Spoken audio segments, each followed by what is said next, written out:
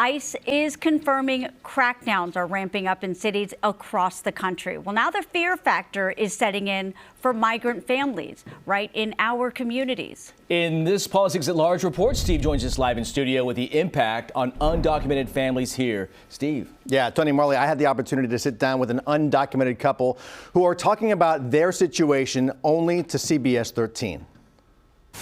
Desperation and deportation. We'll begin the largest deportation operation in American history. A new era in immigration policy. I mean, how do you know where the criminals are, I guess is the question. And undocumented immigrants dealing with uncertain futures. She asked me not show her face for fear of her family's safety. Leading to fear across California communities, harking back to the immigration raids of the 80s and 90s known as Las Redadas.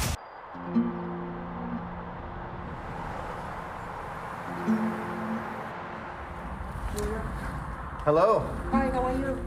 Good, thank you. Nice to meet you. Nice to meet you too. Now, this undocumented Modesto family is facing those fears and talking about what comes next. You are willing to share your story on camera with your names and your faces. Why are you willing to take that risk? It's simple. We want to help wake people up. Alfredo Renteria and Gabriela Medeiros are husband and wife and parents to a teenage son, Miguel, who was born in the U.S. and is a citizen.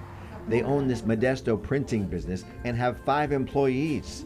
Now, they're living in limbo. Are you concerned about being deported?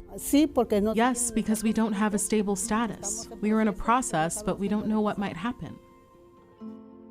Do you feel... I asked them about making the decision to live and work in the U.S. without legal documents. When you decided to come, were you aware of the risk without documents you could be deported? I already completed my degree in Mexico. In 2010, I decided to come here due to a very dangerous situation. My life completely changed. Medeiros came with her father, paying a human smuggler, often referred to as coyotes or polleros, to help her across the border. Renteria arrived on a tourist visa legally. When the visa expired, he never went back. Here, if you work, you'll come along successful. In English, I am asserting my rights to remain silent. My right to remain silent. Nonprofit immigrant rights groups are now hosting crowded classrooms like this one at El Concilio in Modesto, preparing undocumented immigrants with what to tell law enforcement if they are detained. I think it is something that we obviously are keeping a very close eye on. Obviously, my district is very ag heavy. California Assemblymember Heath Flora is a Stanislaus County farmer, a Republican and Trump supporter who says undocumented workers who do not have criminal records should be encouraged to come forward to get legal papers without fearing deportation. Obviously, I've supported President Trump, support a secure border as well.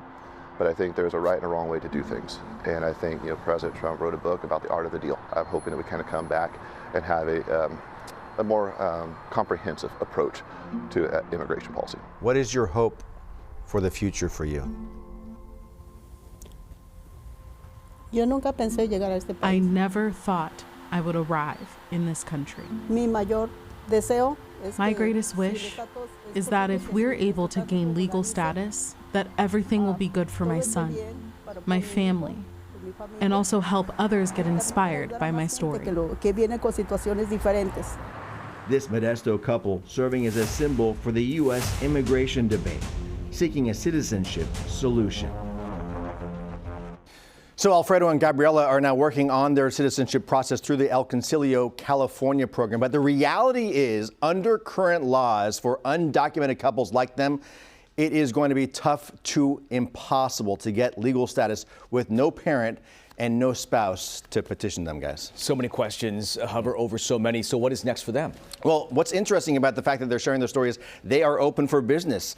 You can go to their shop, you can do business with them, and they are not concerned about that. They want to be a presence of hope for their community, they say, but they are an example of what some immigration reform could do. We talked about Assemblymember Heath Flora talking about immigration reform that was common sense. In his words, this would be an example of a couple that would benefit from immigration reform. Give them credit for coming forward and I was being just going to forthcoming, say, right? that's brave of them and really inspirational that they want everyone to hear their story. No question. They're putting it all out there.